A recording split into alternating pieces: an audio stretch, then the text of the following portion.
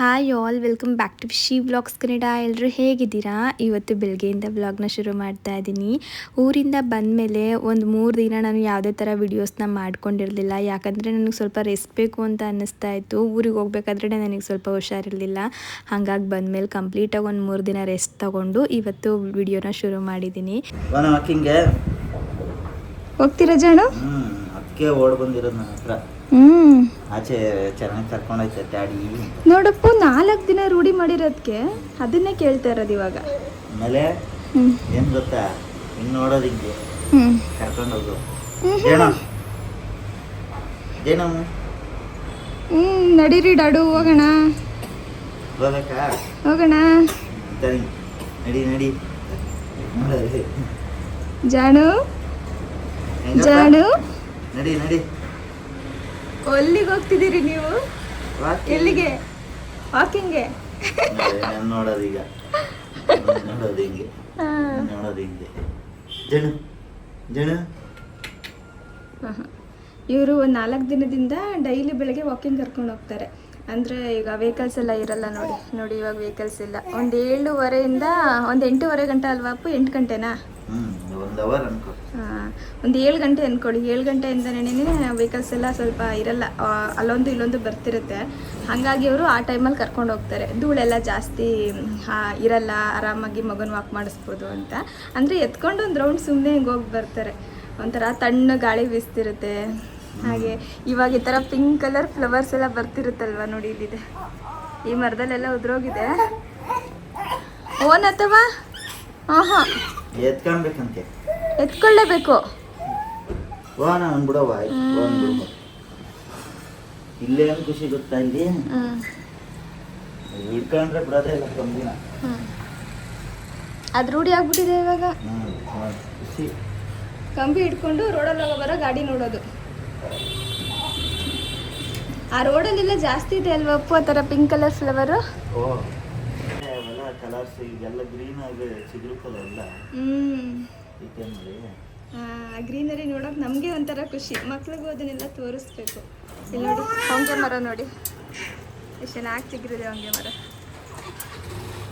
ಸಂಜೆ ಟೈಮ್ ಅಂತೂ ಎಷ್ಟು ಚೆನ್ನಾಗಿ ಬರುತ್ತೆ ಗೊತ್ತಾ ಅಪ್ಪು ಗಾಳಿ.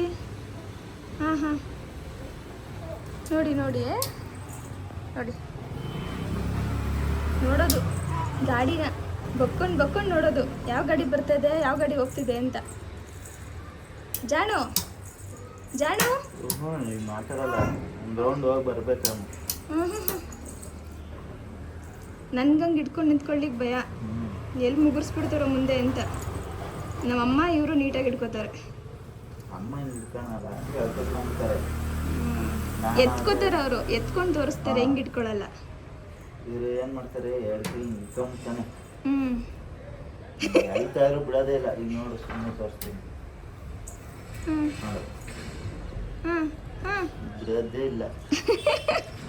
ಜಾಣು ನಾನು ನೋಡೋದೇ ಇಲ್ಲ, ನೋಡಿ ನಂಗೆ ನೋಡೋದೇ ಇಲ್ಲ ಮಮ್ಮಿ ಅಂತ. ಜಾಣಗಂತೂ ಹೊರಗಡೆ ಹೋಗ್ಲಿಕ್ಕೆ ತುಂಬ ಖುಷಿ ಆಯಿತಾ. ನಾನು ಎಷ್ಟು ಮಾತಾಡಿದ್ರು ನೋಡಿ ನನ್ನ ಕಡೆ ಒಂಚೂರು ಕೂಡ ಗಮನ ಇಲ್ಲ. ಒಂದು ರೌಂಡ್ ಅವ್ರು ಕರ್ಕೊಂಡೋಗಿ ಬಂದ್ರೇ ಜಾಣಗೆ ಸಮಾಧಾನ ಆಗೋದು. ಇನ್ನು ಇವಾಗ ಸ್ಕಿನ್ ಕೇರ್ ಮಾಡಿಕೊಂಡು ಹಾಗೆ ಸ್ವಲ್ಪ ಹೊತ್ತು ರಿಲ್ಯಾಕ್ಸ್ ಮಾಡೋಣ ಅಂತೇಳಿ ಕೂತ್ಕೊಂಡೆ. ಏನು ಗೊತ್ತಾ, ಸಾಮಾನ್ಯವಾಗಿ ನಾವು ಹೆಣ್ಮಕ್ಳು ಒಂದು ಏಜ್ ಕ್ರಾಸ್ ಮಾಡಿದ್ಮೇಲೆ ನಮ್ಮ ಹೇರ್ ಬಗ್ಗೆ ಇರ್ಬೋದು, ಸ್ಕಿನ್ ಬಗ್ಗೆ ಇರ್ಬೋದು, ತುಂಬಾ ಗಮನ ಕೊಡ್ಲಿಕ್ಕೆ ಶುರು ಮಾಡ್ಕೊಂಡು ಬಿಡ್ತೀವಿ. ಯಾಕಂದರೆ ಒಂದು ಏಜ್ ಕ್ರಾಸ್ ಆದಮೇಲೆ ಪ್ರಾಬ್ಲಮ್ಸ್ಗಳು ಕೂಡ ಜಾಸ್ತಿ ಕ್ರಿಯೇಟ್ ಆಗೋದು ಅಂತಲೇ ಹೇಳ್ಬೋದು. ಇವಾಗ ನೀವು ಕೆಲವೊಬ್ಬರನ್ನ ಗಮನಿಸಿರ್ಬೋದು, ಒಂದು 30-35 ವರ್ಷ ಆದಮೇಲೆ ತುಂಬ ಅವ್ರ ಸ್ಕಿನ್ನಲ್ಲಿ ಪ್ರಾಬ್ಲಮ್ಸ್ಗಳು ಕ್ರಿಯೇಟ್ ಆಗಿಬಿಡುತ್ತೆ. ನೋಡಿದ ತಕ್ಷಣ ಏಜ್ ಆಗಿಬಿಟ್ಟಿದೆಯೇನೋ ಅನ್ನೋ ಥರ ಕಾಣಿಸ್ತಾ ಇರುತ್ತೆ. ಆದರೆ ಅವ್ರಿಗೆ ಅಷ್ಟೊಂದು ಏಜ್ ಆಗಿರಲ್ಲ, ಇನ್ನೂ ಸ್ವಲ್ಪ ಕಡಿಮೆ ಏಜ್ ಇರುತ್ತೆ. ಸ್ಕಿನ್ನಿಂದ ನಮ್ಗೆ ಆ ಥರ ನೋಡ್ಲಿಕ್ಕೆ ಅವ್ರು ಕಾಣಿಸ್ತಾ ಇರ್ತಾರೆ. ಯಾರಾದರೂ ಅವ್ರಿಗೆ ಏನಿದು ನೀನು ಇಷ್ಟೊಂದು ಏಜ್ ಆಗಿರೋ ಥರ ಕಾಣಿಸ್ತಾ ಇದೆಯಾ, ನಿನ್ನ ಸ್ಕಿನ್ನಲ್ಲಿ ಏನು ಪಿಗ್ಮೆಂಟೇಷನ್ ಇಷ್ಟೊಂದಿದೆ, ಇಷ್ಟೊಂದು ಪಿಂಪಲ್ಸ್ ಬಂದಿದೆ ಅಂದಾಗ ಸ್ಕಿನ್ ಕೇರ್ ಮಾಡ್ಲಿಕ್ಕೆ ಶುರು ಮಾಡ್ಕೊಂಡ್ಬಿಡ್ತಾರೆ. ನನಗೇನು ಅನಿಸುತ್ತೆ ಅಂತ ಅಂದರೆ, ಅದೆಲ್ಲ ಕ್ರಿಯೇಟ್ ಆಗಲಿಕ್ಕಿಂತ ಮುಂಚೆನೇ ನಾವು ನಮ್ಮ ಸ್ಕಿನ್ ಬಗ್ಗೆ ಇರ್ಬೋದು, ನಮ್ಮ ಹೇರ್ ಬಗ್ಗೆ ಇರ್ಬೋದು ಗಮನ ಕೊಡಬೇಕು. ಆವಾಗ ಈ ಏಜ್ ಆದಮೇಲೆ ಬರುವಂತಹ ಈ ಸ್ಕಿನ್ ಡಲ್ನೆಸ್ ಇರ್ಬೋದು, ಪಿಂಪಲ್ಸ್ ಇರ್ಬೋದು, ಅಥವಾ ಡಾರ್ಕ್ ಸ್ಪಾಟ್ಸ್ ಇರ್ಬೋದು, ಪಿಗ್ಮೆಂಟೇಷನ್ ಇರ್ಬೋದು, ಇದೆಲ್ಲದಕ್ಕೂ ಕೂಡ ಒಂದು ಬ್ರೇಕ್ ಆಗ್ಬೋದು ಅಂತಲೇ ಹೇಳ್ಬೋದು. ಈ ಪಿಂಪಲ್ಸು ಮತ್ತು ಪಿಗ್ಮೆಂಟೇಷನ್ನು ಬರೀ ಏಜ್ ಮುಖಾಂತರನೇ ಬರುತ್ತೆ ಅಂತ ಅಲ್ಲ. ಈಗ ನಾವು ಹೊರಗಡೆ ಹೋಗ್ತಿರ್ತೀವಿ, ಕೆಲಸ ಮಾಡ್ತಿರ್ತೀವಿ, ನಮ್ಮದೇ ಆದಂತಹ ಸ್ಟ್ರೆಸ್ ಇರುತ್ತೆ, ಹಾಗೆ ಹೊರಗಡೆ ಪೊಲ್ಯೂಷನ್ಸ್ ಇರುತ್ತೆ, ಬಿಸಿಲಿರುತ್ತೆ, ಇದೆಲ್ಲದರಿಂದಲೂ ಕೂಡ ಸ್ಕಿನ್ ಮೇಲೆ ಸುಮಾರಷ್ಟು ಪ್ರಾಬ್ಲಮ್ಸ್ಗಳು ಬರ್ಲಿಕ್ಕೆ ಶುರುವಾಗ್ಬಿಡುತ್ತೆ. ನಾನು ಏನು ಮಾಡ್ತೀನಿ ಅಂತ ಅಂದರೆ, ನಿಮಗೆ ಗೊತ್ತೇ ಇರುತ್ತೆ, ನಾನು ಸುಮಾರು ದಿನದಿಂದ ಕ್ಯೂರ್ ಆ್ಯಪ್ನ ಬಳಸ್ತಾ ಬಂದಿದ್ದೀನಿ. ಮೊದಲು ಇದು ಕ್ಯೂರ್ ಸ್ಕಿನ್ ಅಂತ ಇತ್ತು ಆಯಿತಾ. ಆವಾಗ ತುಂಬ ಜನ ಏನು ಅನ್ಕೊಂಡ್ಬಿಟ್ಟಿದ್ರು ಅಂದರೆ, ಈ ಕ್ಯೂರ್ ಸ್ಕಿನ್ ಆ್ಯಪ್ ಅನ್ನೋದು ಸ್ಕಿನ್ಗೆ ಸಂಬಂಧಪಟ್ಟಂತಹ ಪ್ರಾಬ್ಲಮ್ಗಳಿಗೆ ಸೊಲ್ಯೂಷನ್ ಇಡುವಂತಹ ಒಂದು ಆ್ಯಪ್ ಅಂತ ಅಂದ್ಕೊಂಡ್ಬಿಟ್ಟಿದ್ರು. ಇದರಲ್ಲಿ ನಿಜ ಹೇಳಬೇಕು ಅಂತ ಅಂದರೆ, ಸ್ಕಿನ್ಗೆ ಸಂಬಂಧಪಟ್ಟಂತಹ ಪ್ರಾಬ್ಲಮ್ಗಳಿಗೂ ಸೊಲ್ಯೂಷನ್ ಸಿಗುತ್ತೆ, ಹಾಗೆ ನಮ್ಮ ಹೇರ್ಗೆ ಸಂಬಂಧಪಟ್ಟಂತಹ ಪ್ರಾಬ್ಲಮ್ಗಳಿಗೂ ಕೂಡ ಸೊಲ್ಯೂಷನ್ ಸಿಗುತ್ತೆ. ಹಾಗಾಗಿ ಇದನ್ನು ಕ್ಯೂರ್ ಆ್ಯಪ್ ಅಂತ ಹೇಳಿ ಚೇಂಜ್ ಮಾಡಿದ್ದಾರೆ. ಇನ್ನು ಇದನ್ನು ಡೌನ್ಲೋಡ್ ಮಾಡ್ಕೊಳ್ಳೋದು ಯಾವ ಥರ ಅಂತ ಅಂದರೆ, ಮಾಮೂಲಿಯಾಗಿ ಪ್ಲೇಸ್ಟೋರ್ಗೆ ಹೋಗಿ ಕ್ಯೂರ್ ಆ್ಯಪ್ ಅಂತ ಹೇಳಿ ಸರ್ಚ್ ಮಾಡಿದ್ರೆ ಆ್ಯಪ್ ಕಾಣಿಸುತ್ತೆ. ಅದ್ರ ಮುಖಾಂತರ ನಾವು ಡೌನ್ಲೋಡ್ ಮಾಡ್ಕೊಳ್ಬೋದು. ಇನ್ನು ಯೂಸ್ ಮಾಡೋದು ಕೂಡ ಸುಲಭನೇ, ಏನಿಲ್ಲ, ನಮ್ಮದೊಂದು ಫೋಟೋನ ಕ್ಲಿಕ್ ಮಾಡಿ ಕ್ಯೂರ್ ಆ್ಯಪ್ಗೆ ಅಪ್ಲೋಡ್ ಮಾಡಿದ್ರೆ ಆಯಿತು. ನಮ್ಮ ಸ್ಕಿನ್ನಲ್ಲಿ ಏನೇನೆಲ್ಲ ತೊಂದರೆ ಇದೆ ಅಂತ ಹೇಳ್ಬಿಟ್ಟು ಇದೇ ಅನಲೈಸ್ ಮಾಡುತ್ತೆ. ಅನಲೈಸ್ ಮಾಡಿ ಇಲ್ಲೊಂದು ಒಳ್ಳೆ ಡರ್ಮಟಾಲಜಿಸ್ಟ್ ಕೂಡ ಇರ್ತಾರೆ, ಅವರು ನಮ್ಮ ಸ್ಕಿನ್ ಪ್ರಾಬ್ಲಮ್ಗಳನ್ನ ಚೆಕ್ ಮಾಡಿಬಿಟ್ಟು ಆ ಪ್ರಾಬ್ಲಮ್ಗೆ ಸಂಬಂಧಪಟ್ಟಂತಹ ಪ್ರಾಡಕ್ಟ್ಸ್ಗಳನ್ನ ನೇರವಾಗಿ ನಮಗೆ ಮನೆಗೆ ಕಳಿಸ್ಕೊಡ್ತಾರೆ ಆಯಿತಾ. ಇನ್ನು ಇಷ್ಟು ಪ್ರೋಸೆಸ್ಗೆ ಎಷ್ಟು ಅಂತ ನೀವು ಕೇಳೋದಾದರೆ, ಬರೀ 2200 ರೂಪಾಯಿ ಅಷ್ಟೇ. ಈ 2200 ರೂಪಾಯಿಲಿ ಡಾಕ್ಟರ್ ಕನ್ಸಲ್ಟೇಷನ್ ಆಗುತ್ತೆ, ಹಾಗೆ ಪ್ರಾಡಕ್ಟ್ ಸಿಗುತ್ತೆ, ಜೊತೆಗೆ ಡೆಲಿವರಿ ಕೂಡ ಆಗುತ್ತೆ ಆಯಿತಾ. ಈಗ ನೀವು ಯೋಚನೆ ಮಾಡಿ, ಹೊರಗಡೆ ಹೋಗಿ ನಾವು ಡರ್ಮಟಾಲಜಿಸ್ಟ್ನ ಕನ್ಸಲ್ಟ್ ಮಾಡಬೇಕು ಅಂತ ಅಂದರೆ ಎಷ್ಟೆಲ್ಲ ಖರ್ಚಾಗುತ್ತೆ. ಅವ್ರಿಗೆ ಸಪ್ರೇಟ್ ಚಾರ್ಜಸ್ ಇರುತ್ತೆ, ಹಾಗೆ ಪ್ರಾಡಕ್ಟ್ಗೆ ಸಪ್ರೇಟ್ ಚಾರ್ಜಸ್ ಇರುತ್ತೆ. ಇಲ್ಲಿ ಆ ಥರ ಅಲ್ಲ, ಬರೀ 2200 ರೂಪಾಯಿಗೆ ಎಲ್ಲನೂ ಕೂಡ ಮುಗ್ದೋಗ್ಬಿಡುತ್ತೆ.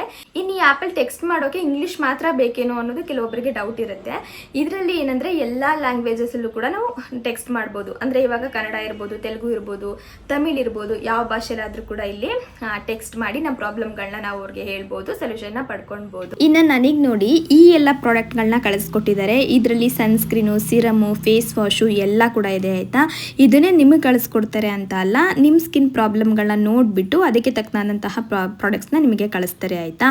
ಇನ್ನು ಇದನ್ನು ಬಳಸೋದು ಕೂಡ ಸುಲಭನೇ, ಏನಿಲ್ಲ, ಬೆಳಗ್ಗೆ ಮತ್ತು ಸಂಜೆ ಒಂದು 2 ಸ್ಟೆಪ್ನ ಫಾಲೋ ಮಾಡಿದ್ರೆ ಆಯಿತು. ತುಂಬಾ ಬೇಗ ನನಗೆ ರಿಸಲ್ಟ್ ಸಿಕ್ಕಿದೆ. ಆಮೇಲೆ ಇನ್ನೊಂದೇನು ಗೊತ್ತಾ, ಈ ಕ್ಯೂರ್ ಆ್ಯಪ್ನ ಯೂಸ್ ಮಾಡ್ತಿರೋ 98% ಜನರಿಗೆ ಬರೀ 3 ವಾರದಲ್ಲೇ ಬೆಸ್ಟ್ ರಿಸಲ್ಟ್ ಕೂಡ ಸಿಕ್ಕಿದೆ. ಇನ್ನು ನಾನು ಕೂಡ ಅದರಲ್ಲಿ ಒಬ್ಬಳಾಗ್ಬಿಟ್ಟಿದ್ದೀನಿ.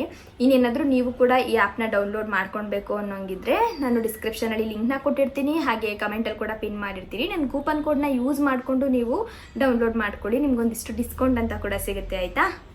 ಇನ್ನು ಇವಾಗ ಬೆಳಗಿನ ತಿಂಡಿ ಮಾಡೋಣ ಅಂತೇಳಿ ಅಡುಗೆ ಮನೆಗೆ ಬಂದೆ. ಏನು ಗೊತ್ತಾ, ಸಮ್ಮರ್ ಶುರುವಾದ ಮೇಲಂತೂ ಹೆವಿಯಾಗಿ ಏನು ಕೂಡ ತಿನ್ನಲಿಕ್ಕಾಗಲ್ಲ. ಊಟನೇ ಇರ್ಬೋದು ಅಥವಾ ಬೆಳಗಿನ ತಿಂಡಿನೇ ಇರ್ಬೋದು, ಎಲ್ಲ ಲೈಟಾಗಿರಬೇಕು ಅನಿಸುತ್ತೆ, ಹಾಗೆ ತಂಪಾಗಿರಬೇಕು ಅನಿಸುತ್ತೆ.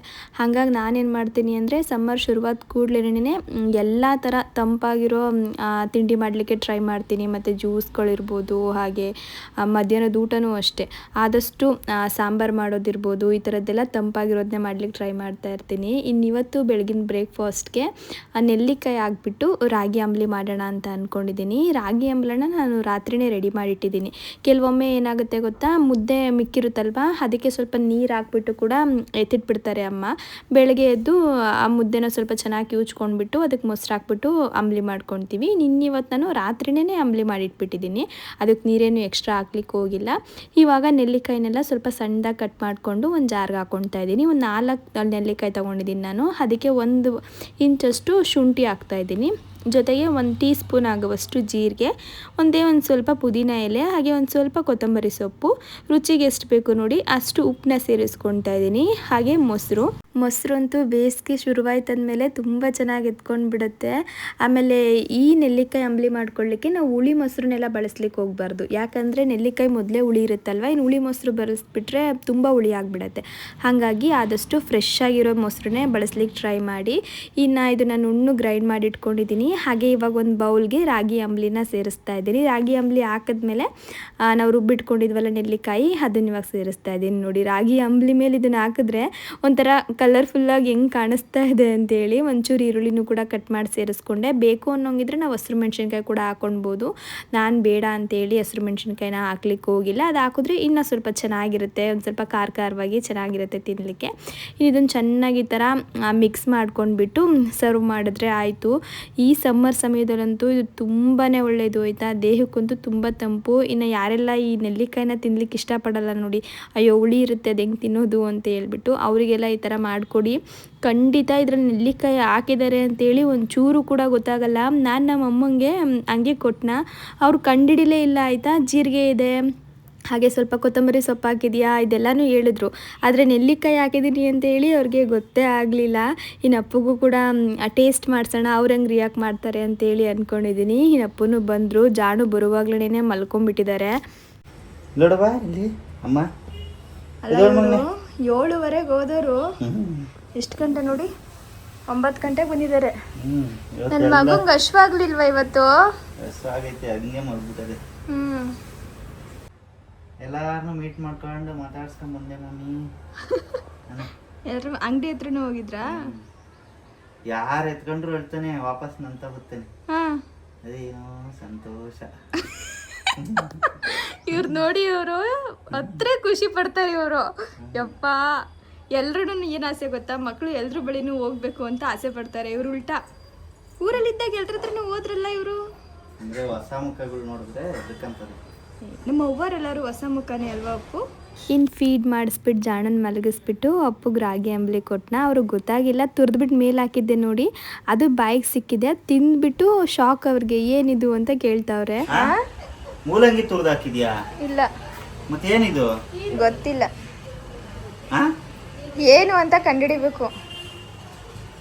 ಏನು ಉಳಿ ಐಟಮ್ ಒಟ್ಟಿನಲ್ಲಿ ಕಂಡಿಡಿದ್ರೆ ಅಪ್ಪು 1000 ರೂಪಾಯಿ ಕೊಡ್ತೀನಿ, ನಿಜವಾಗ್ಲೂ ಕೊಡ್ತೀನಿ ಇವತ್ತು. ನಿಮಗೆ ಯಾಕಪ್ಪ, ನಿಮಗೆ ಅಲ್ಲೇ ಗೊತ್ತು, ನೀವು ಹೇಳ್ತೀನಿ ನಾನು ಹೇಳ್ತೀನಿ ಕೊಡ್ತೀಯ ಅಂತಾರೆ ನೋಡಿ ಇವರು.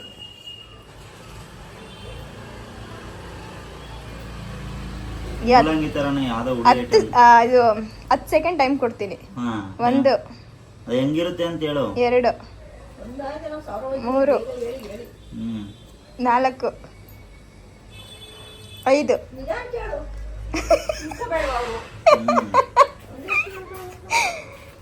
6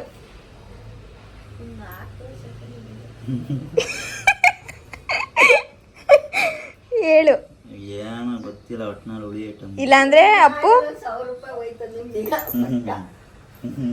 ಯೋಚನೆ ಮಾಡಕ್ ಟೈಮ್ ಕೊಟ್ಟಿದ್ದೀನಿ.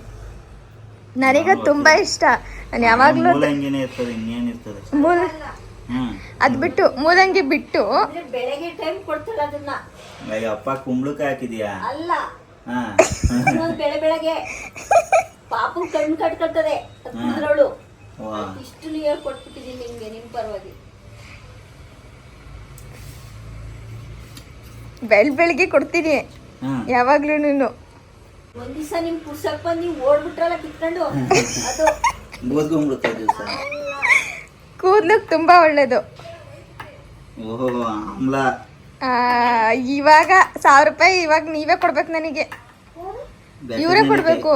ಕರೆಕ್ಟ್ ಈಗ ಹೇಳಿದ್ರಲ್ಲ ಬೆಟ್ಟದಲ್ಲಿ. ನಾನು 10 ಸೆಕೆಂಡ್ ಆಲೆ ಮುಗ್ದೋಯ್ತು. ಈಗ ಹೇಳ್ಬಿಟ್ರೆ ಈಗ ಹೇಳ್ಬಿಟ್ರೆ ನೆಲ್ಲಿಕಾಯಿನೇ ಕೊಟ್ರೆ ಅಗ್ದಾಗ ತಿಂತೀನಪ್ಪ. ಇದು ಈ ತರ ಇದ್ರೆ ಚಂದ, ಏನ್ ತೊಂದ್ರೆ ಇಲ್ಲ. ಅಮ್ಮ ನಿಜ ಹೇಳಿ ಅಮ್ಮ, ನಿಮ್ಗೆ ಹಿಡಿಸ್ಲಿಲ್ವ ಅದು? ಅವತ್ತು ಉರುಳಿ ಕೈ ಆಗ್ಬಿಟ್ಟು ಒಬ್ಬೊಬ್ರು ಹಂಗೆ ತಿನ್ನ ಕೊಟ್ಟಿದ್ದೆ ನಾನು. ಆಮೇಲೆ ಜ್ಯೂಸ್ ಮಾಡ್ಕೊಟ್ಟೆ ಈರುಳ್ಳಿ ಅಂತ. ಅವತ್ತು ನಾನು ನಮಗೆ ಜ್ಯೂಸ್ ಮಾಡಿಕೊಟ್ಟಿದ್ದೆ ಫಸ್ಟ್ ಟೈಮ್ ಇವ್ರು ನಮ್ಮ ಮನೆಗೆ ಬಂದಾಗ. ಅವಾಗ ಇವ್ರಿಗೆ ಹಿಡಿಸ್ಲಿಲ್ಲ ಒಗ್ರು ಅಂತ. ಇವತ್ತು ನೋಡಿ ಗೊತ್ತಾಗ್ದಂಗೆ ಕುಡಿದ್ರು. ಇವ್ರಿಗೆ ಕಂಡಿಡಿಲಿಕ್ಕೆ ಆಗ್ತಿಲ್ಲ ಅದನ್ನ. ಈಗ ಅದೆಲ್ಲ ಬೇಡ, 1000 ರೂಪಾಯಿ ಈಗ ಮಾಡಿದ್ವಿ. ಮಡಗಿದ್ರೆ ನೀವು ಮೆತ್ತಿಗೆ ಎತ್ಕೊಬಿಡಿ. ನಾನೇ ಹೇಳ್ಕೊಟ್ಟಿದ್ದೆ ಎಲ್ಲ. 30 ರೂಪಾಯಿ ಕೊಟ್ಟಾನೆ ಅಮ್ಮಂಗೆ. ಕಾಟನ್ ಬಾಕ್ಸ್ ಹಾಕಿದ್ದೀನಿ. ಇವರು ನೋಡ್ಬಿಟ್ಟು ಬಂದು ಕೇಳ್ತವ್ರೆ, ಇಲ್ಲಿ ಕಾಟನ್ ಬಾಕ್ಸ್ ಇಟ್ಟಿದ್ನಲ್ಲ ಎಲ್ಲೋಯ್ತು ಅಂತ. ಅಮ್ಮ ಅವ್ರ ಗುಜ್ರಿಗೆ ಹಾಕಿದ್ರು. ಅಮ್ಮ ಅಂದ್ರೆ ಸತ್ಯ ಹೇಳು ನೀನು, ಸತ್ಯ ಹೇಳು ಅಂತ. 30 ರೂಪಾಯಿ ಕೊಟ್ರು. ನಾನ್ ನಿಜ ತಿಳ್ಕೊಂಡೇ ಇಲ್ಲ. ನನ್ ಮೇಲೆ ಅಣಿಸ್ಕೊಂಡೆ, ನನ್ ಮೇಲೆ ಹೇಳು ಮಾರವ್ರೆ ಅಂತ ನಿಂದಾನೆ. ಅವತ್ 30 ರೂಪಾಯಿ ಊರಲ್ಲಿ ಬಂತ, 50 ರೂಪಾಯಿ 60, ಅವತ್ತು ಕಂಟನ್ 30. ಎಷ್ಟಾಯ್ತು? 110 ಆಯ್ತು. ಮತ್ತೆ 1 ರೂಪಾಯಿ 90 ಆಯ್ತು. 1 ರೂಪಾಯಿ ಯಾಕೆ ಕೊಡ್ತಾರೆ? ಈ ಬಸ್ಸಲ್ಲಿ 1 ರೂಪಾಯಿ ಕಡಿಮೆ ಅಂದ್ರೆ ಇಳಿಸೇ ಬಿಡ್ತಾರೆ. ಇವಾಗ ಬಸ್ಸಲ್ಲಿ ನಿಮಗೆ ದುಡ್ಡೇ ತಗೊಳಲ್ಲ. ಇವಾಗ ಹೋಗ್ಬಿಟ್ರೆ ಹೇಳಿದೆ ಅಂಗಡಿನೂ ಅಷ್ಟೇ 1 ರೂಪಾಯಿ ಅಂದ್ರೆ ಚೈನ್ ತಂದು ಕೊಟ್ಟು ಹೋಗಿ ಅಂತಾರೆ. ಅವ್ರು ಹೆಂಗ್ ಬಂದ್ ಕೇಳಿದ್ರು ಗೊತ್ತಾ, ನಾವು ಬಿಸಾಕ್ಬಿಟ್ಟಿದೀವಿ ಅಂತ ಕೋಪ ಮಾಡ್ಕೊಂಡ್ ಬಂದ್ ಕೇಳ್ತಾವ್ರೆ. ಆಮೇಲೆ ಅವ್ರು 30 ರೂಪಾಯಿ ಇಸ್ಕೊಂಬಂದ್ ಕೊಟ್ಟವ್ರ ಕಣಮ್ಮ. ಅವ್ರು 70 ರೂಪಾಯಿ ಫೋನ್ ಪೇ ಮಾಡಿ 100 ರೂಪಾಯಿ ಇಸ್ಕೊಂಡ್ರಂತೆ ಅಲ್ಲಿ ಇಟ್ಟಿದ್ದಾರೆ ಅಂದೆ. ಅವಾಗ ಸಮಾಧಾನ ಮಾಡ್ಕೊಂಡ್ರು. ಇನ್ನು ಹಂಗೆ ಸ್ವಲ್ಪ ಹೊತ್ತು ಕುತ್ಕೊಂಡು ಮಾತಾಡ್ತಾ ಇದ್ವಿ. ಇನ್ನು ಟೈಮ್ ಆಗೇ ಹೋಗ್ಬಿಡ್ತು, ಇನ್ನು ಅಪ್ಪು ಲೇಟ್ ಆಗಿಬಿಡುತ್ತೆ ಅಂತೇಳಿ ಅವರು ಫ್ರೆಶ್ನಪ್ ಆಗಿ ಹೊರಟ್ಬಿಟ್ರು. ಇನ್ನು ಅವ್ರು ಹೊರಟ ಮೇಲೆ ನಾನು ಇವಾಗ ರೂಮ್ನೆಲ್ಲ ಸ್ವಲ್ಪ ಕ್ಲೀನ್ ಮಾಡ್ತಾ ಇದ್ದೀನಿ. ಇವತ್ತು ಬೆಳಗ್ಗೆನೇ ರೂಮ್ ಕ್ಲೀನ್ ಮಾಡ್ಲಿಕ್ಕೆ ಹೋಗಲಿಲ್ಲ, ಯಾಕಂದರೆ ಜಾಣೋ ಬಟ್ಟೆನೆಲ್ಲ ಸ್ವಲ್ಪ ಜೋಡಿಸ್ಬೇಕಿತ್ತು. ಯಾಕಂದರೆ ಇವಾಗ ಸಮ್ಮರ್ ಶುರುವಾಯ್ತಲ್ವಾ, ಹಾಗಾಗಿ ಕೆಲವೊಂದಿಷ್ಟು ಬಟ್ಟೆ ಬಳಸ್ಲಿಕ್ಕಾಗಲ್ಲ. ಅಂದರೆ ಟೋಪಿ ಇರ್ಬೋದು, ಸ್ವೆಟರ್ಸ್ ಇರ್ಬೋದು, ಇದೆಲ್ಲ ಬಳಸ್ಲಿಕ್ಕಾಗಲ್ಲ. ಅದನ್ನೆಲ್ಲ ಒಂದು ಕಡೆ ತೆಗೆದಿಟ್ಬಿಟ್ಟು ಆಫ್ ಸ್ಲೀವ್ ಶರ್ಟ್ಗಳು ಮತ್ತು ಶಾರ್ಟ್ಸ್ಗಳು ಅದನ್ನೆಲ್ಲ ಒಂದು ಕಡೆ ಇಡ್ತಾ ಇದ್ದೀನಿ. ಇನ್ನು ಪ್ಯಾಂಟ್ಗಳು ಕೂಡ ಅಷ್ಟೇ, ಜಾಸ್ತಿ ಏನು ಬಳಸ್ಲಿಕ್ಕೆ ಹೋಗಲ್ಲ, ಇರಿಟೇಷನ್ ಆಗುತ್ತೆ ಅಂತ ಹೇಳ್ಬಿಟ್ಟು ಹಿಂಗೆ ನೀಟಾಗಿ ಎಲ್ಲನೂ ಡಿವೈಡ್ ಮಾಡಿ ಇಟ್ಕೊಂಡೆ. ಇನ್ನು ಜಾಣಕ್ಕೆ ಸ್ನಾನ ಮಾಡಿಸ್ಬೇಕಿತ್ತು, ಹಾಗಾಗಿ ಬಟ್ಟೆನೆಲ್ಲ ತೆಗೆದಿಟ್ಬಿಟ್ಟು ಅವನೂ ಇವಾಗ ಒಂಚೂರು ನೀಟಾಗಿ ಒರೆಸ್ಕೊಳ್ತಾ ಇದ್ದೀನಿ. ನಮ್ಮನೇಲಂತೂ ಎಷ್ಟು ಧೂಳು ಬರುತ್ತೆ ಅಂದರೆ ಡೈಲಿ ಒರೆಸಿದ್ರು ಕೂಡ ಅಷ್ಟೇ ಧೂಳಿರುತ್ತೆ ನೋಡಿ. ನೆನ್ನೆ ನಾನು ಒರೆಸಿರೋದು, ಇವತ್ತಿಗಾಲೇ ಎಷ್ಟು ಧೂಳು ಬಂದು ಕುತ್ಕೊಂಡಿದೆ. ಲಾಸ್ಟ್ ಟೈಮ್ ಯಾರೊಬ್ಬರು ಕಮೆಂಟ್ ಮಾಡಿದರು, ಏನಕ್ಕೆ ನೀವು ಡೈಲಿ ಬೆಡ್ ಸ್ಪ್ರೆಡ್ ತೆಗಿತೀರಾ, ಏನಕ್ಕೆ ಡೈಲಿ ಕ್ಲೀನ್ ಮಾಡ್ತಾ ಇರ್ತೀರಾ ಅಂತೇಳಿ. ನಮ್ಮದು ರೋಡ್ ಸೈಡ್ ಇರೋದು ಮನೆ ಆಯಿತಾ, ಕ್ಲೀನ್ ಮಾಡಲೇಬೇಕು. ಇಲ್ಲಾಂದರೆ ನೋಡಿ ಒಂದು ದಿನಕ್ಕೆ ಎಷ್ಟು ಧೂಳು ತುಂಬಿಕೊಂಡಿದೆ. ಇನ್ನು ಒಂದು 2-3 ದಿನ ಬಿಟ್ಬಿಟ್ಟು ನಾವು ಎಲ್ಲನೂ ಒರೆಸ್ಕೊಂಡು ಕುತ್ಕೊಳ್ತೀವಿ ಅಂದರೆ ಇನ್ನು ಎಷ್ಟು ಧೂಳಾಗ್ಬೋದು. ಇನ್ನು ಬೆಡ್ ಸ್ಪ್ರೆಡ್ ತೆಗಿಲೇಬೇಕು, ಮಗು ಇರೋದ್ರಿಂದ ಸ್ವಲ್ಪ ಕ್ಲೀನಾಗಿ ಇಟ್ಕೊಳ್ಳೋದು ತುಂಬಾ ಇಂಪಾರ್ಟೆಂಟು, ಹಾಗಾಗಿ ಡೈಲಿ ತೆಗಿತೀನಿ ಅಷ್ಟೇ. ಇನ್ನು ಮಧ್ಯಾಹ್ನದ ಊಟಕ್ಕೆ ಇವತ್ತು ಅಮ್ಮ ಮಾಗೆಕಾಯಿ ಹಾಕ್ಬಿಟ್ಟು ನೀನೇ ಮೊಸರು ಸಾಂಬಾರು ಮಾಡು ಅಂತ ಹೇಳಿದರು. ಯಾಕಂದರೆ ಅವ್ರಿಗೆ ನಾನು ಮಾಡೋ ಮೊಸರು ಸಾಂಬಾರು ಅಂದರೆ ತುಂಬಾ ಇಷ್ಟ. ಇದು ಈ ಸಮ್ಮರ್ ಟೈಮಲ್ಲಿ ನಮ್ಮ ಮನೇಲಿ ಜಾಸ್ತಿ ಮಾಡ್ತಾ ಇರ್ತೀವಿ, ಹಾಗಾಗಿ ಇವತ್ತು ಮಾಡಿದ್ನ ರೆಸಿಪಿನ ನಾನು ಶೇರ್ ಮಾಡಿಲ್ಲ ಇಲ್ಲಿ. ಬೇಕು ಅನ್ನೋಂಗಿದ್ರೆ ಕಮೆಂಟಲ್ಲಿ ತಿಳಿಸಿ, ನಾನು ನೆಕ್ಸ್ಟ್ ವ್ಲಾಗಲ್ಲಿ ಶೇರ್ ಮಾಡ್ತೀನಿ. ಇನ್ನು ಜಾಣಿಗೆ ಸ್ನಾನ ಮಾಡಿಸಿ ಅಮ್ಮ ಮಲಗಿಸಿದ್ದಾರೆ. ಹಾಗೆ ಸ್ವಲ್ಪ ಅಕ್ಕಿ ಇತ್ತು, ಅದನ್ನು ನಾನು ಕ್ಲೀನ್ ಮಾಡ್ಕೊತೀನಿ ಅಂತೇಳಿ ಕ್ಲೀನ್ ಮಾಡ್ತಾ ಕೂತಿದ್ದಾರೆ. ನಾನೇ ಅಡುಗೆ ಮಾಡಿಬಿಟ್ಟೆ ಹಂಗೆ ನಿನ್ನೆ, ಅವ್ರದ್ದು ಮಾಡ್ಕೊಳ್ಳಿ ಅಂತ. ಹಾಗೆ ಇವಾಗ ಸ್ವಲ್ಪ ಹೊರಗಡೆ ಹೋಗಬೇಕು ಅಂತೇಳಿ ಹೊರಟಿದ್ದೀವಿ. ಏನಂದರೆ ನಾಳೆ ಜಾಣೋಗೆ ಅನ್ನಪ್ರಸನ್ನ ಮಾಡಿಸೋಣ ಅಂತ ಅಂದ್ಕೊಂಡಿದ್ದೀವಿ.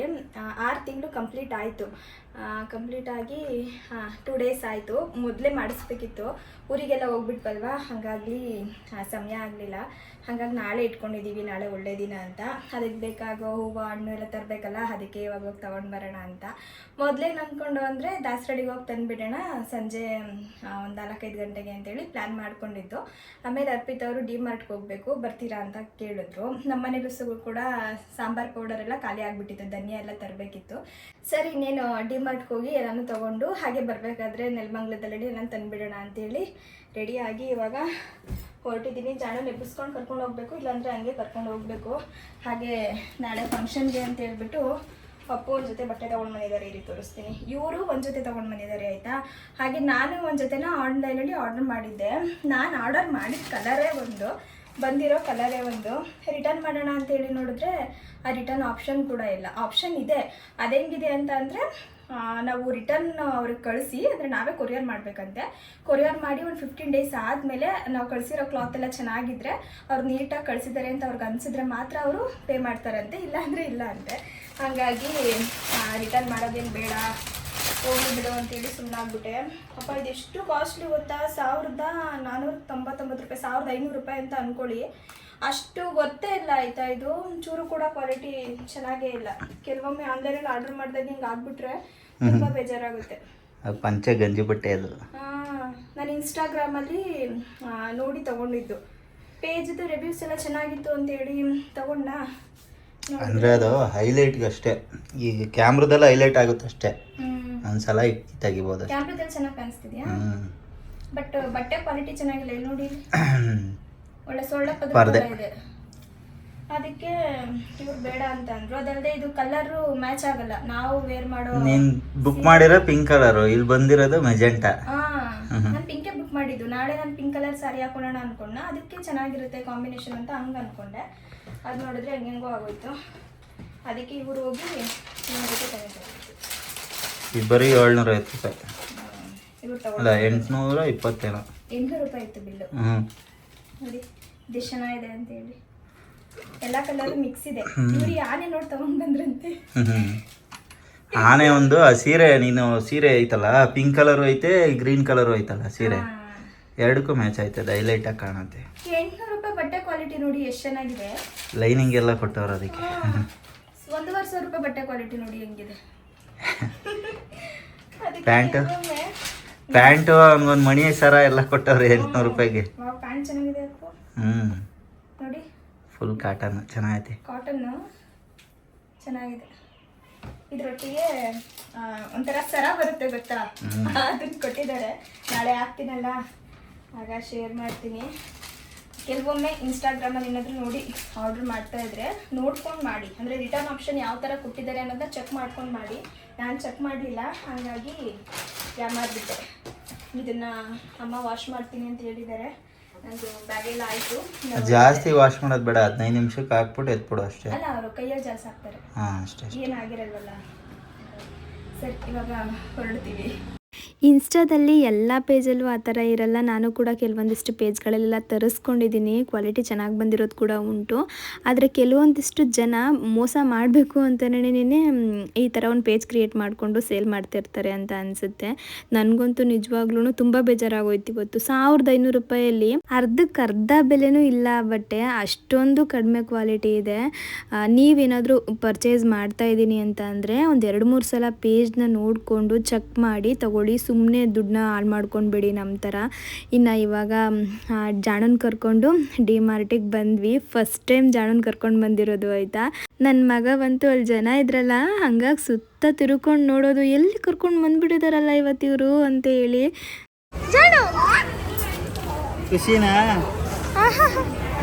ಖುಷಿ ಖುಷಿ ಖುಷಿ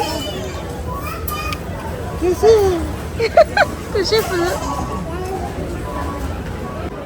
ಜಾಣ ಇಲ್ಲಿ ಅಮ್ಮ, ಜಾಣ ನಿದ್ದೆ ಬರ್ತಿಲ್ಲ, ಶೂ ಆಗಿಲ್ಲ. ಕುಣಿ, ಡ್ಯಾನ್ಸ್ ಆಡು, ಡ್ಯಾನ್ಸ್ ಜನ ಜನ ಅಲ್ಲಿ ಅಮ್ಮ. ಅಮ್ಮ ಸುಮ್ಮನೆ ಎತ್ಕೊಂಡ್ರೆ ಹಿಂಗೆ ಹೊಟ್ಟೆ ಹಿಂಗೆ ಮುಂದೆ ಹಾಕಬೇಕು, ಹಿಂಗೆ ಹಾಕೋಣಂಗಿಲ್ಲ. ಖುಷಿ ಖುಷಿ. ಈಗ ಕೈ ಕಟ್, ಬಾಯಿ ಮುಚ್ಚು, ಆಗಲ್ಲ. ಜಾಣೋ, ಎಲ್ಲಿಗೆ ಬಂದಿದ್ದೀರಾ ನೀವು? Super man. ಇನ್ನು ನಮ್ಮದು ಗ್ರಾಸರೀಸ್ನೆಲ್ಲ ತೊಗೊಳೋದು ಬೇಗನೆ ಆಗೋಗ್ಬಿಡ್ತು. ಹಾಗಾಗಿ ನಾವು ಮೇಲ್ಗಡೆ ಬಂದ್ವಿ, ಹಂಗೆ ನೋಡೋಣ ಏನೇನಿದೆ ಅಂತ ಹೇಳ್ಬಿಟ್ಟು. ಏನು ಗೊತ್ತಾ, ನಾನು ಕನ್ಸೀವ್ ಇರುವಾಗ ಈ ಥರ ಶಾಪಿಂಗ್ ಬರ್ತಿದ್ನಲ್ಲ, ಅವಾಗ ಅನ್ಕೊತಿದ್ದೆ ನಾನು, ಯಾವಾಗ ನಾನು ನನ್ನ ಪಾಪನ ಕರ್ಕೊಂಡು ಬರೋದು ಈ ಥರ ನಮ್ಮ ಮಾಮೂಲಿಯಾಗಿ ಗ್ರಾಸರೀಸ್ನ ಹಾಕೊತೀವಲ್ಲ ಅದ್ರ ಮೇಲೆ ಕೂರಿಸ್ಕೊಂಡು ಯಾವಾಗ ನಾನು ತೊಳ್ಕೊಂಡು ಎಲ್ಲ ಕಡೆ ಹೋಗಿ ಶಾಪಿಂಗ್ ಮಾಡ್ಕೊಂಡು ಬರೋದು ಅಂತೇಳಿ ಅನ್ಕೊತಾ ಇದ್ದೆ. ಆ ಟೈಮ್ ನೋಡಿ ಎಷ್ಟು ಬೇಗ ಬಂದುಬಿಡ್ತು. ಒಂಥರ ಖುಷಿ ಆಗ್ತಿತ್ತು. ಇವತ್ತು ಜಾಣಗಂತೂ ತುಂಬ ಖುಷಿ ಆಗ್ತಿತ್ತು ಅದರೊಳಗಡೆ ಕೂತ್ಕೊಂಡು ಓಡಾಡಲಿಕ್ಕೆ. ನಾವು ಸ್ವಲ್ಪ ಹೊತ್ತು ಹಂಗೆ ಓಡಾಡಿಸ್ಕೊಂಡು ಕೊನೆಯಲ್ಲಿ ಕಾಲು ನೋವು ಬಂತಪ್ಪ ಅನ್ನೋ ಟೈಮಿಗೆ ಬಂದು ಇಲ್ಲಿ ಕೂತ್ಕೊಂಡಿದ್ದೀವಿ. ಅರ್ಪಿತ್ ಅವ್ರದ್ದು ಕೂಡ ಶಾಪಿಂಗ್ ಮುಗೀತು. ಇನ್ನು ಮಧು ಅವ್ರು ಮಾಡ್ತಾಯಿದ್ರು, ಅವ್ರು ಮುಗಿಸ್ಕೊಂಡು ಬರಲಿ ಅಲ್ಲಿವರೆಗೂ ಇಲ್ಲಿ ಕುತ್ಕೊಳ್ಳೋಣ ಅಂತೇಳಿ ಇಲ್ಲಿಗೆ ಬಂದ್ವಾ. ಅಲ್ಲಿ ಚೇರ್ಸ್ ಎಲ್ಲ ಇತ್ತಲ್ಲ, ಪುಟ್ಟ ಪುಟ್ಟ ಚೇರ್ಸ್ ಇತ್ತು, ಅದರಲ್ಲಿ ಜಾಣನ ಕೂರಿಸ್ಕೊಂಡು ಅಪ್ಪು ಆಡಿಸ್ತಾ ಇದ್ದಾರೆ. ಅದೇ ಥರ ಚೇರಲ್ಲಿ ನಾನು ಕೂತಿರೋದು ಅಪ್ಪು. ಆದರೆ ಇಡಕ್ಕೆ ಜಾಗ ಇಲ್ಲ ಎಲ್ಲೂ ಅಷ್ಟೇ ಮನೆಯಲ್ಲಿ.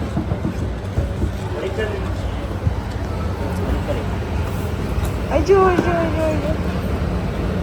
ಜಾಣು ಇಲ್ಲಿ ಕೂರಿ ಇದೆ, ಎಷ್ಟು ಕಂಫರ್ಟ್ ಆಗಿದೆ ಗೊತ್ತಾ? ಅಲ್ಲ ಇವ್ರ ಮಗಳೇ, ಇವ್ರಿಗೆ ಗೊತ್ತಿಲ್ಲ ನೋಡಿ, ಎಲ್ಲೆಲ್ಲಿ ಬೇಕು ಅಲ್ಲೆಲ್ಲಿ ಕಳ್ದಾಕ್ಬಿಟ್ಟು ಬಂದವ್ರೆ.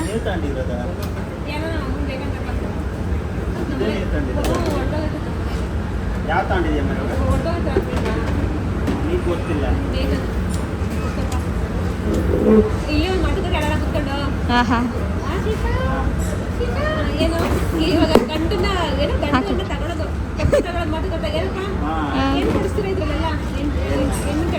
ಏನ್ ಬೇಕೆಲ್ಲ ಪ್ಲಾಸ್ಟಿಕ್ ಸಾಮಾನು ತಗೊಳ್ಳಿ. ವಧುದಷ್ಟೇ ಆ ಬಂದ್ರು ನೋಡಿ, ವಧು ಬಂದ್ರು ನೋಡಿ, ವಧು. ಜಾಣ ಬೇಕು. ಅಮ್ಮ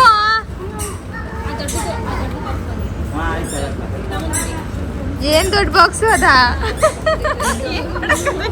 ಅದರಲ್ಲಿ ನಮ್ಮ ಮಗು ಇಟ್ಕೊಳಕ್ಕೆ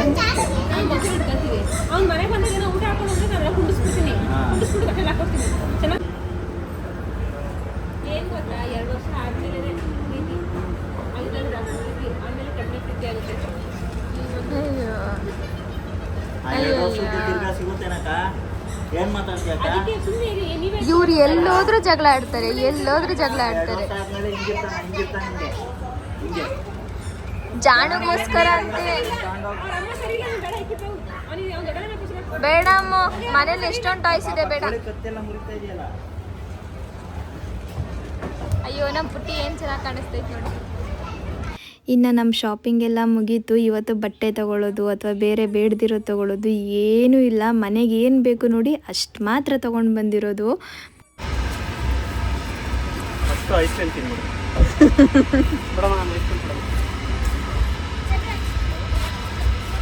ಇವ್ರು ನೋಡಿ, ಇವರು ಮಗನ್ ನೋಡ್ಬಾ ಜಾಣು. ಆಹಾ ಹಾ ಅಮ್ಮ ಬೇಡ ಬೇಡ. ಆ ಕಡೆ ತಿರ್ಗಿಸಿದ್ದು ಈ ಕಡೆ ತಿರ್ಗಿದ್ನಲ್ಲ. ಇವ್ರು ಏನ್ ಗೊತ್ತಾ, ಇವ್ರ ಮಗ ಸೇಫ್ ಆಗಿ ಬಂದು ಇಲ್ಲಿ ಕುತ್ಕೊಂಡ್ಬಿಟ್ರು ಲಗೇಜ್ ಎಲ್ಲ ತಗೊಂಡ್ ಬಂದು. ನೋಡು ನನ್ನ ಮಗನ ನೆರಳು ಎಲ್ಲ ಮಾಡಿಟ್ಟಿದ್ದೀನಿ. ನೀವು ಅಲ್ಲಿ ಹುಡಿಕೊಂಡು ಒಂದೊಂದೇ ಕಾಯ್ಕೊಂಡ್ ಕೂತಿದ್ರೆ ಒಂದೊಂದೇ ಎಕ್ಸ್ಟ್ರಾ ಐಟಮ್ ತಗೋತೀರಾ ನೀವು? ಇಷ್ಟೊಂದು ಲಗೇಜ್ ನಾವು ಇಬ್ರೇ ನಮ್ಮ 3 ಜನ ತೊಳ್ಕೊಂಡ್ ಬಂದಿದೀವಿ.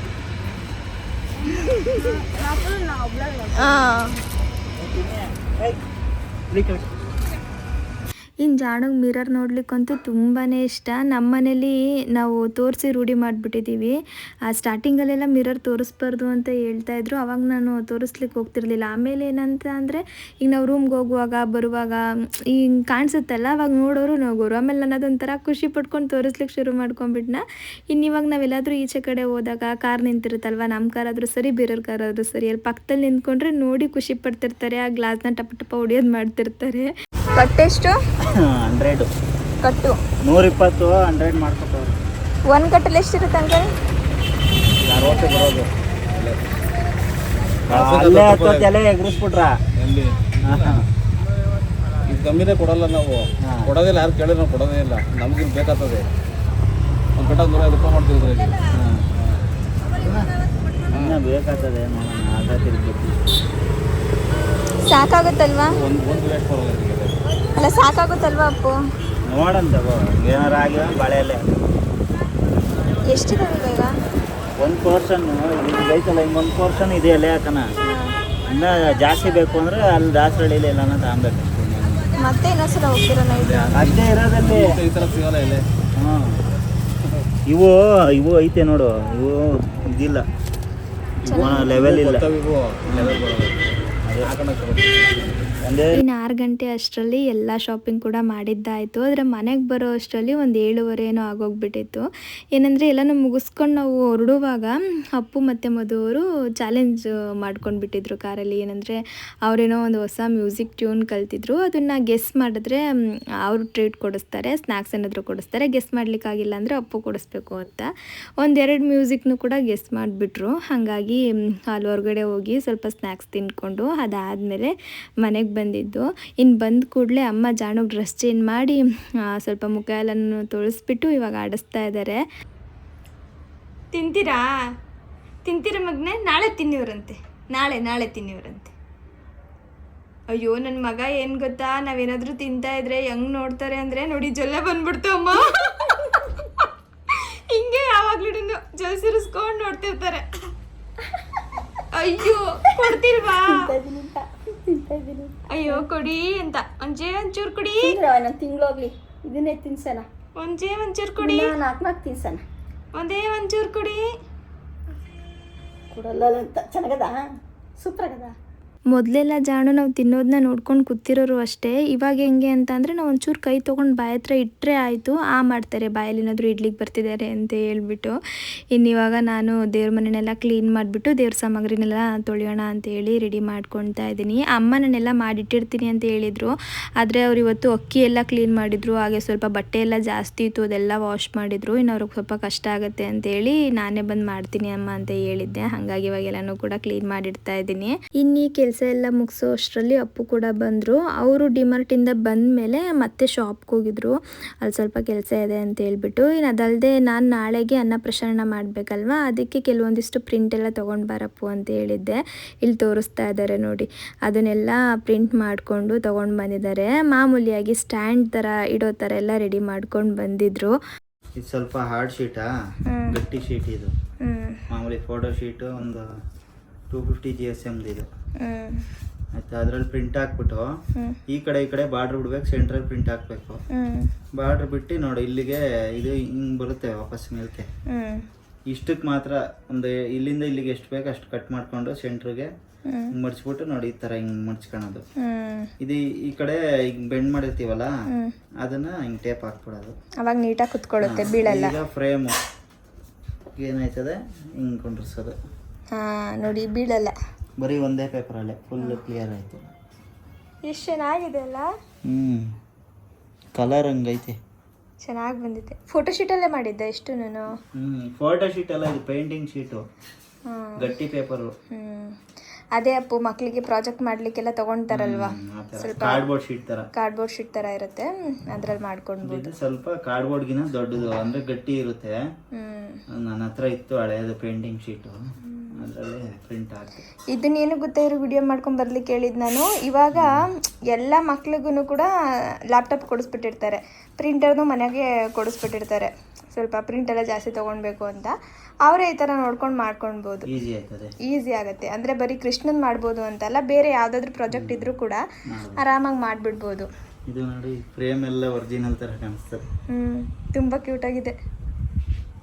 ಕಲರ್ ಮಾತ್ರ ಎಷ್ಟು ಚೆನ್ನಾಗಿ ಬರ್ತಿದೆ ಅಂದರೆ ವಿಡಿಯೋದಲ್ಲೇ ಎಷ್ಟು ಚೆನ್ನಾಗಿ ಬರ್ತಿದೆ, ನೇರವಾಗಿ ನೋಡ್ಲಿಕ್ಕೆ ಇನ್ನೂ ಚೆನ್ನಾಗಿದೆ. ಇದೆಲ್ಲ ಕೂಲಿ ಒಂದು 1000 ಆಗಿದೆ. 1000 ಆಗಿದೆ ಅಂತೆ. ನಮ್ಮ ಕೂಲಿ, ನಾನು ಇಷ್ಟೊತ್ತು ಕೆಲಸ ಮಾಡಿರೋ ಕೂಲಿ ಯಾರು ಕೊಡ್ತಾರೆ? ನಾನು ಕೊಡ್ತೀನಿ. ನಿಮಗೆ ನಾವು ಕೊಡೋ, ನಮ್ಗೆ ನೀವು.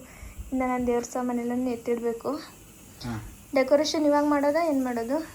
ಈಗ ಮಾಡು ಅಂದರೆ ನಾನು ಇದು ಮಾಡಿಬಿಡ್ತೀನಿ, ಹಿಂದೆಗಡೆ ಬ್ಯಾಕ್ಗ್ರೌಂಡ್ ಮಾಡಿ ಇಟ್ಬಿಡ್ತೀನಿ. ಮಿಕ್ಕಿದ್ದು ನೀನೇನಾದ್ರು ಮಾಡ್ತೀನಿ, ನಂದು ಅಷ್ಟೇ ತಾನೇ ಕೆಲಸ. ಅಷ್ಟೇ. ಸರಿ ಬಿಡು. ಇನ್ನು ನಾನು ಊಟ ಮುಗಿಸ್ಕೊಂಡು ಮಲ್ಕೊಂಡ್ಬಿಟ್ಟೆ. ನನಗೆ ತುಂಬಾ ಸುಸ್ತಾಗ್ಬಿಟ್ಟಿತ್ತು. ಇನ್ನು ಅಪ್ಪು ನಾನು ಇದನ್ನು ರೆಡಿ ಮಾಡ್ತೀನಿ ಅಂತೇಳಿ ಮಾಡ್ತಾ ಇದ್ದಾರೆ. ಇದೊಂದೇ ಅವ್ರ ಕೆಲಸ ಆಗಿತ್ತು, ಹಾಗಾಗಿ ಇದೊಂದು ಚೂರು ರೆಡಿ ಮಾಡಿಬಿಡಪ್ಪು ಅಂತ ಹೇಳಿದ್ದೆ. ನಾನೇನು ಹೇಳಿದ್ದೆ ಅಂದರೆ ಬರೀ ಆ ಸ್ಟ್ಯಾಂಡೆಲ್ಲ ಹಾಕ್ಬಿಟ್ಟು ಬಿಡಪ್ಪು, ಬೆಳಗ್ಗೆ ಎದ್ದು ಬೇಗನೆ ಇಬ್ಬರು ಸೇರಿ ಮಾಡಿಬಿಡೋಣ ಅಂತ ಹೇಳಿದ್ದೆ. ಇನ್ನು ನಾನು ಬೇಗ ಎದ್ಬಿಡ್ತೀನಲ್ಲ ಅಂತ ಹೇಳ್ಬಿಟ್ಟು ಅವರು ಇವಾಗಲೇ ಎಲೆಯನ್ನು ಕೂಡ ಸೇರಿಸಿ ಅದನ್ನು ರೆಡಿ ಮಾಡ್ತಾ ಇದ್ದಾರೆ.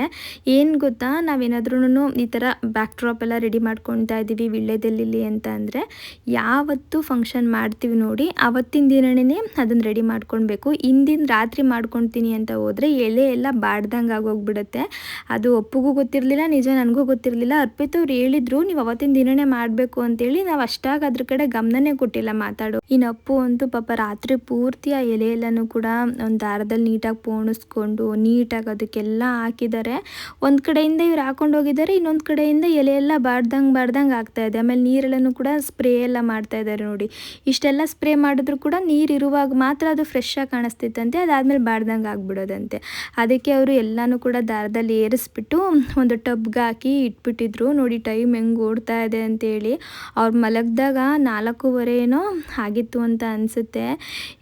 ಈ ಥರ ಆಯಿತು ಇವತ್ತಿನ ದಿನ ಈ ಡೆಕೋರೇಷನ್ ಮಾಡೋ ಕೆಲಸ. ಪಾಪ ರಾತ್ರಿ ಪೂರ್ತಿ ನಿದ್ದೆನೇ ಇಲ್ಲ ಇವತ್ತು ಅವ್ರಿಗೆ.